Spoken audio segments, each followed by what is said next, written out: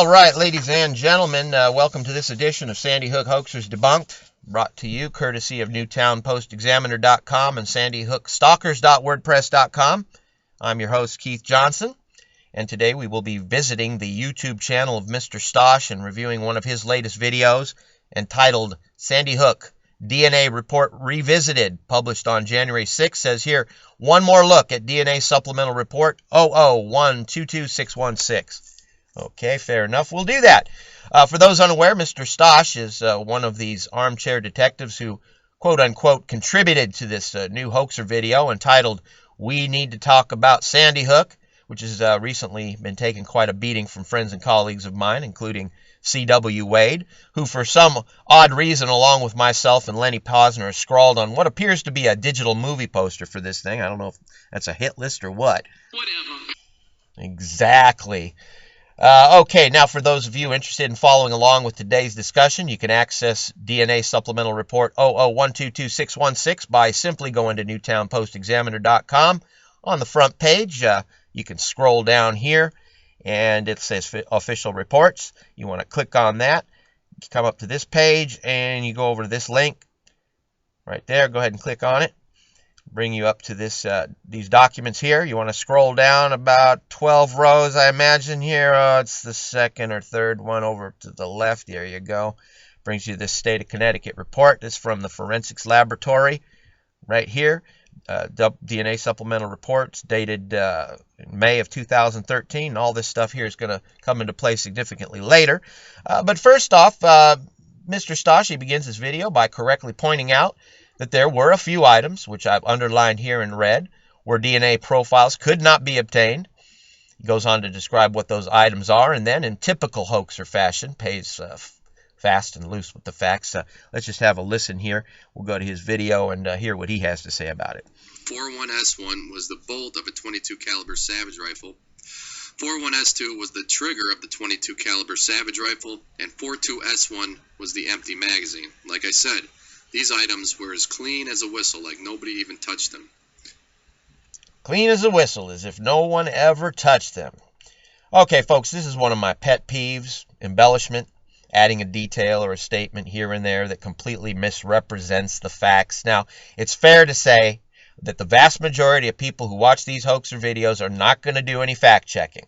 So you got some people walking away from this video left with the impression that no one touched the bolt or the trigger or the empty magazine of the Savage rifle, and that's not what the report says. As you can see here, DNA was extracted from the bolt, from the trigger, from the empty magazine. It's just that insufficient amplification products were detected from those items to generate DNA profiles. So that's far from being clean as a whistle. All right? Now, perception is everything, folks, so let's try and stick with the facts so that people are not misled. Now, admittedly, this is a minor point, so I'm not going to spend any more time on it. Let's move on to Stosh's next order of business, which, in my opinion, constitutes a major flub. Now, let's listen in. Now, the other evidence examined in this report is non-specific, as it simply refers to an unspecified rifle. So take a look.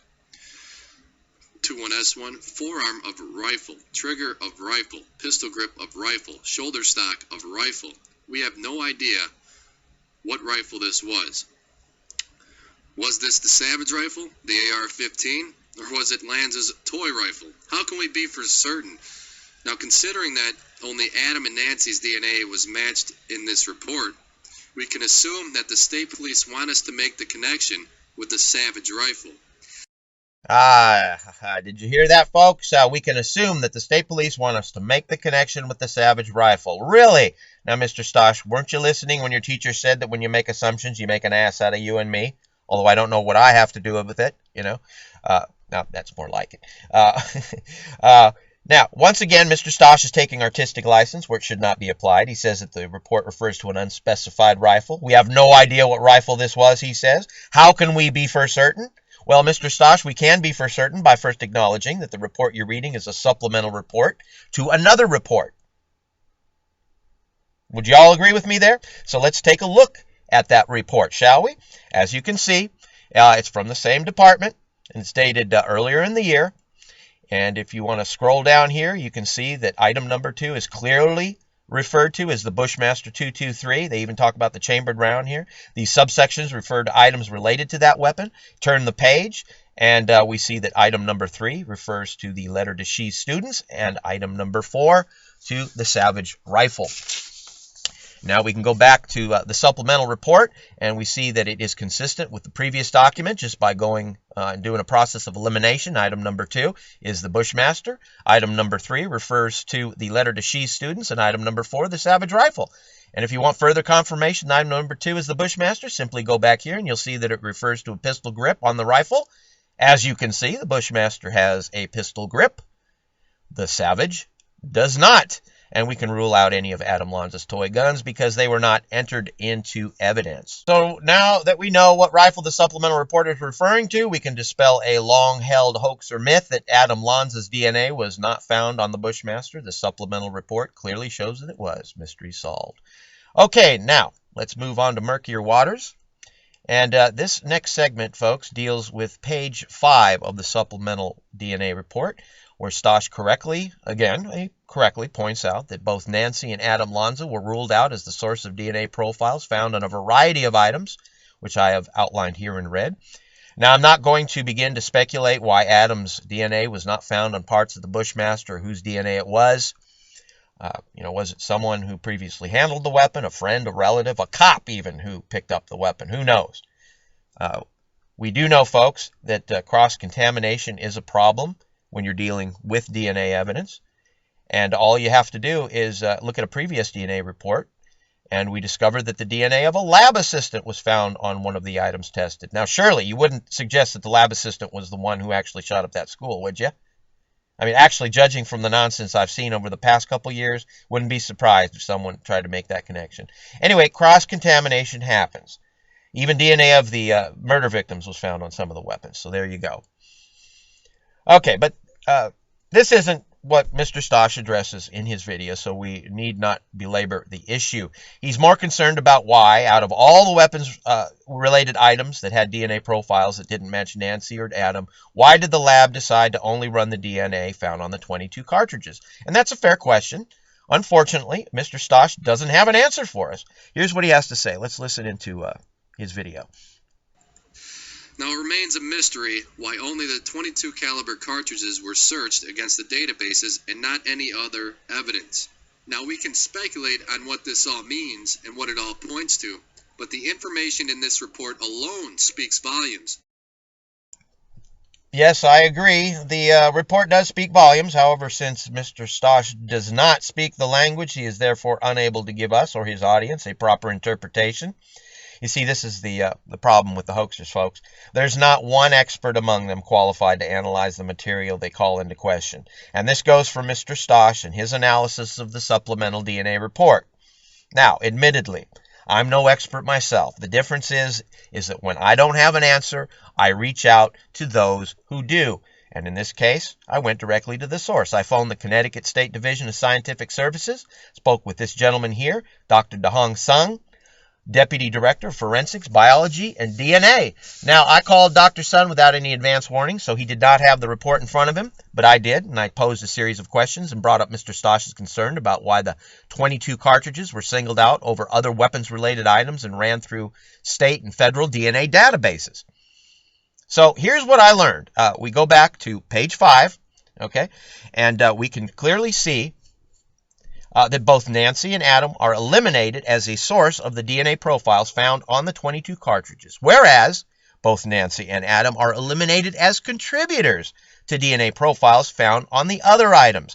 Now, from my understanding, after speaking with Dr. Sun, use of the word source in a report indicates that the DNA profile likely originated from one individual, whereas use of the word contributor indicates that the profiles likely originated from more than one individual. With me? Okay, now, to help demonstrate how they came to this conclusion, I'm providing y'all here with both charts that came with the supplemental DNA report. This is the first chart, and I have highlighted the following. In green, we have the DNA profiles for 3G1, both sides of the envelope flap. In red, we have item number 42S2, the 22 cartridges, and in yellow, we have items number 13S2, a DNA sample from Nancy, and 14, a DNA sample from Adam. Now, I didn't encapsulate 3S2, the adhesive side of the stamp, because the DNA profiles match the envelope flap. In other words, whoever touched the envelope also did the stamp. Anyway, if you look carefully, you see what all of these items have in common. They all have either 1 or 2 values in each of the boxes, both in chart 1 and 2. This will become significant later. Now, I want to warn you folks, this gets quite technical, so bear with me.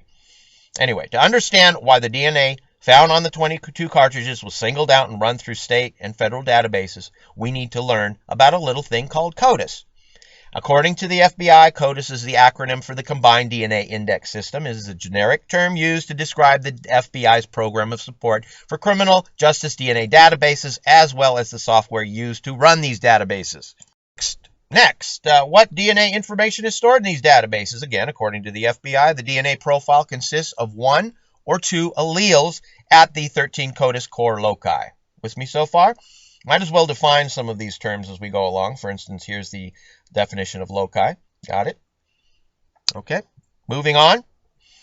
Here's the 13 core CODIS loci the FBI refers to, and it should be pointed out that generally these 13 core CODIS loci are required for submission of convicted offender, arrestee, detainee, and legal profiles. Okay, now going back to the charts, we see that these 13 core CODIS loci are clearly listed along the top of this table in the supplemental DNA report, and on this one as well. Okay, now going back, I just want to emphasize that according to the FBI, the DNA profiles in their database consist of 1 or 2 alleles at the 13 CODIS core loci. Okay, 1 or 2 alleles, not 3, not 4. 1 or 2 alleles. This is important to take note of. Okay, now in case you don't know what an allele is, take a gander at this for a minute, let it sink in, and then we will move on. Okay, so we go back to the FBI website, and on this page right here, we're going to scroll down, and we find what we learn here. Is it generally a sample is considered to have originated from a single individual if 1 or 2 alleles are present at all loci for which typing results were obtained. Scroll down a little more. A sample is generally considered to have originated from more than one individual if 3 or more alleles are present at 1 or more loci. So we go back to the report here. As you can see, the Christmas card, 1 or 2 alleles, 31, 31.2. Okay, 1 or 2 alleles, that's it. Same thing here with the 22 cartridges, okay? 1 or 2 alleles only. This is Nancy. 1 or 2 alleles because they took a sample, so obviously it's going to only have 1 or 2 alleles. That's 32.2, and that's 32.2 in case you're trying to say that's 3 numbers. It's not. 2 numbers, okay? Everything else has 3, 4, 5, 6, up to 7 alleles, indicating that it's more one individual, okay? More than one contributor to those DNA profiles. Okay, same thing here on page number 2. You want to do the same thing. That's the 22 cartridges, 2 alleles. That's 14.2, by the way. All right? That's why these 22 cartridges are unique. No mystery. That's why they were run through the Connecticut and national databases, folks, because all these others had more, 3, 4, 5, 6 alleles, 7 alleles. Got it? What we learned. So what we learn is that DNA is much like a fingerprint. If you have a print that's been degraded or one that has another fingerprint superimposed on top of it, not going to make a very good sample for submission. Okay? All right, so now that's been cleared up. Let's address a hoax or myth about these 22 cartridges that continues to be propagated on the internet. It's been said that after they were run through state and federal DNA databases that they came up with a match of a convicted felon in New York. That ain't true, folks. Those 22 cartridges did not come up with a match on a convicted felon, contrary to popular belief. As you can see, the 22 cartridges were searched against the Connecticut and national DNA databases, but no matching profiles were found. The hit they obtained on a convicted offender was from the DNA profile found on the envelope flap, and we now know the story there. some prankster posing as Peter Lanza sent a letter 2 days after the shooting from somewhere in New York. Okay, you can see right here. It's all spelled out in this article. Just read it for yourself. Convicted felon had no connection to the shooting whatsoever.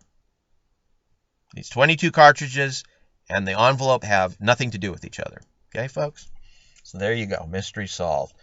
Now, getting back to MrStosh, grading his presentation on a scale from A to F, I give this video a D+.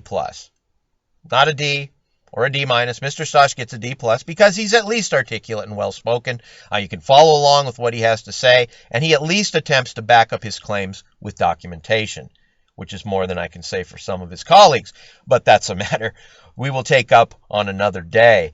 Meanwhile, if I were to pass along a failing grade to anyone connected with this video, it would be the admins over at the Sandy Hook Hoax Facebook page, where they have this video posted along with this outrageous lie.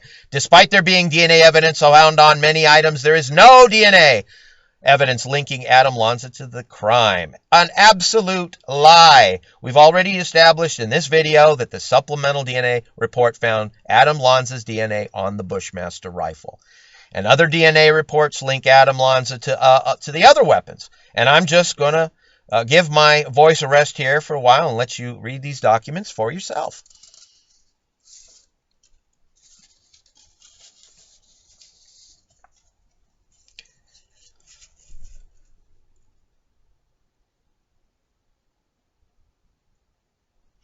Although I do want to add something.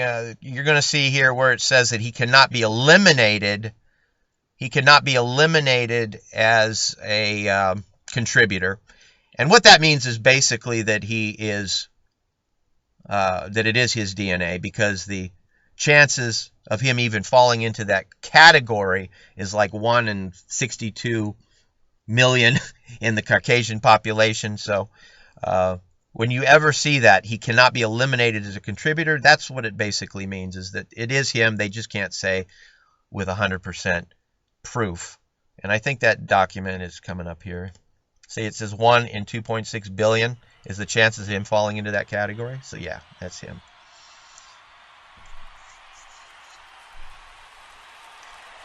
Okay, well, that just about covers it, folks. Feel free to leave a comment. I'm eager to hear what you have to say, but if you have a critique, please spell it out and back it up with facts. Simple thumbs down is unacceptable.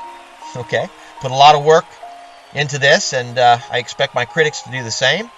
And be sure and check out my websites and subscribe to this channel, because there's a lot more where this came from. So until next time, this is Keith Johnson, signing off.